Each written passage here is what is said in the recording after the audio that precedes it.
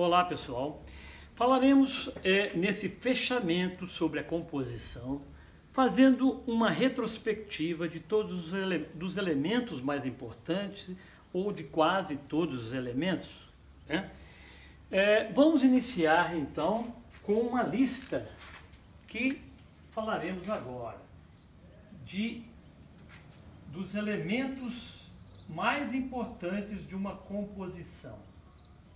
Bem, antes de mais nada, é importante salientarmos que há uma tendência do ser humano de buscar o equilíbrio, né? Ainda que ele não o encontre. É o caso assim, é a corrida, é a busca da perfeição, ainda que ela, digamos assim, no plano terrestre, isso não ocorra, fica próximo, né? A gente pode citar no mundo das artes, no mundo digamos assim, dentro da evolução da civilização, talvez o Renascimento, sobretudo no mundo das artes, é que tenha chegado mais próximo a essa perfeição. Equilíbrio, né? Então a composição, afinal de contas, dentro de uma composição, nós buscamos o equilíbrio, né? Equilíbrio. Essa situação, tanto nas artes como na arquitetura, ou mesmo em outras atividades, né? Em outros segmentos, como a dança, a música, quando você se depara com uma obra, né? E você praticamente não consegue identificar alguma coisa que deveria ser retirado ou alguma coisa que estaria faltando. Essa é uma proximidade da perfeição, proximidade do equilíbrio. Bem, dentro dos elementos que citamos ao longo desses nossos encontros, vamos falar aqui do contraste, que é um dos elementos importantes.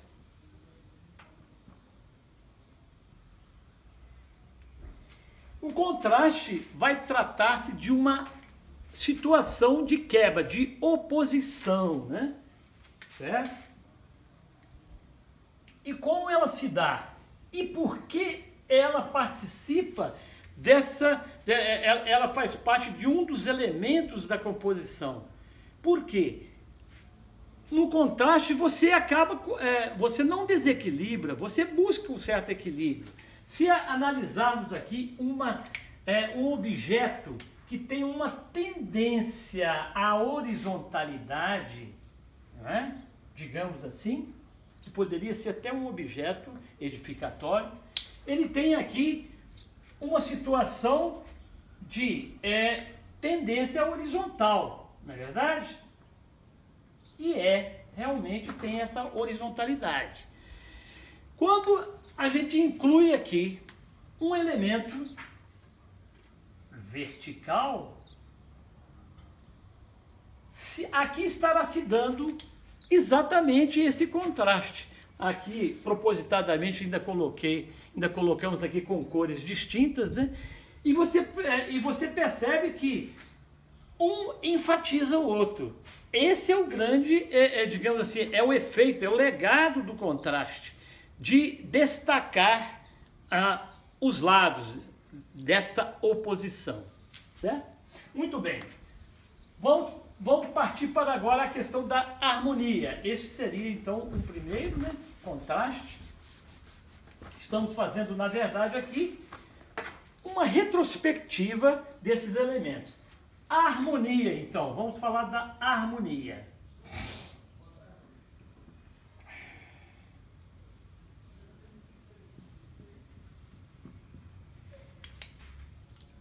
A harmonia já trata de uma organização, né? De uma disposição, vamos dizer assim, onde os elementos desta composição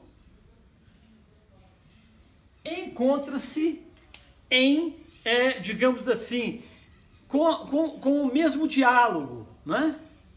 E, de certa forma, fazendo com que haja um certo equilíbrio, uma busca desse equilíbrio. Então, isso a gente quando chegamos a esse ponto, nós falamos que ele se encontra em harmonia, né?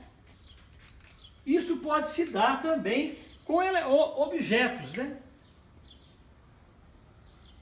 Se fizermos um objeto qualquer, né? E que,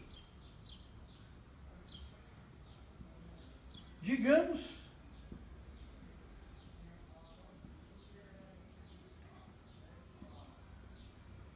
este objeto, com alguns adornos, vamos dizer assim, encontra-se com uma linguagem, de certa forma, harmônica, uma disposição organizada, independente do seu complemento, mas se colocarmos aqui, complementaríamos, de certa forma, essa disposição.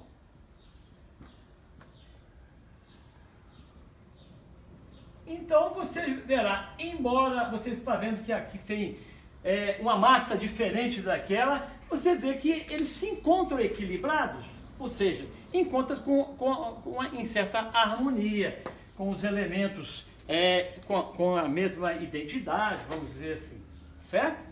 Vamos partir agora para um outro termo, né? Um outro, digamos assim, elemento da composição que vamos chamar de proporção, que é denominado de proporção, né?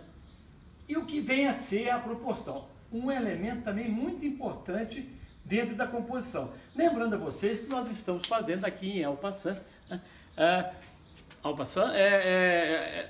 uma espécie de retrospectiva de tudo que nós vimos até o presente momento. A proporção já trata-se de uma relação, certo? A proporção é uma relação de comparação, sabe?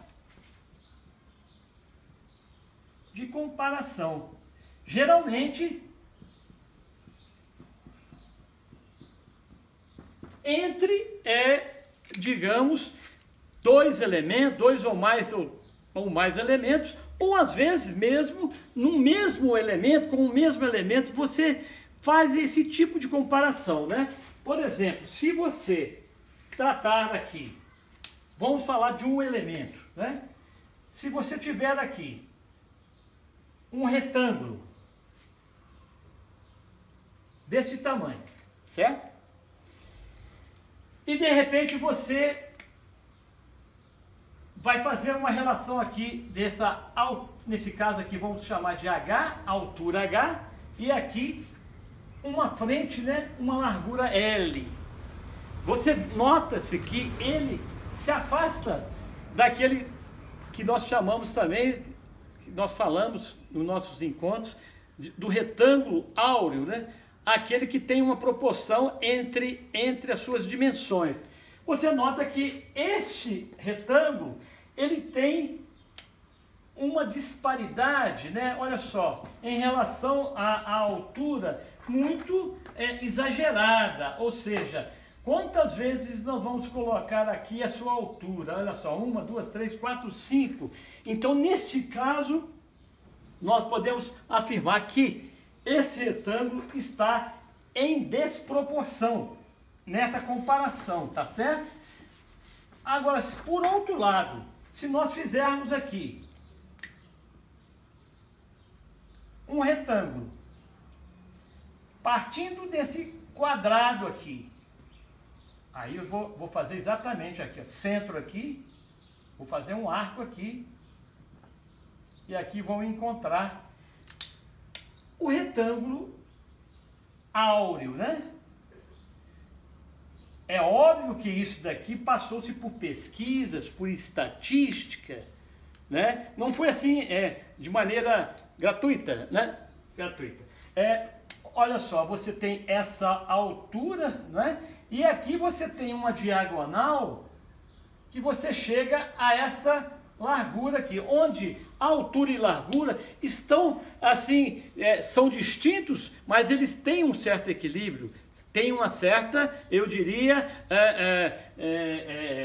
proporção, assim, é proporcional, não está assim muito exageradamente distinto, né? Então há aqui novamente aquilo que nós chamamos uma busca do equilíbrio, ok? Vamos dar um outro exemplo aqui em relação a dois elementos, né? Imagine que nós estejamos fazendo aqui uma analogia entre dois objetos que poderia ser dois objetos edificatórios. Aqui eu tenho, digamos assim, uma edificação, um edifício, né? E do lado, né? Nós vamos ter aqui uma série de objetos edificatórios também, que poderia ser pequenas casas, né? Que a gente chama de proporção humana, certo? Onde estaria assim, próximo à altura do ser humano, e esse daqui se lançasse ao lado, né? Numa dimensão monumental. Aí o que ocorre? Nesta comparação, nós chegaríamos à conclusão que houve aí um choque de proporção. Então houve uma desproporção. Falando de proporção, nós vamos falar do seu oposto. E, pessoal, a gente fica por aqui.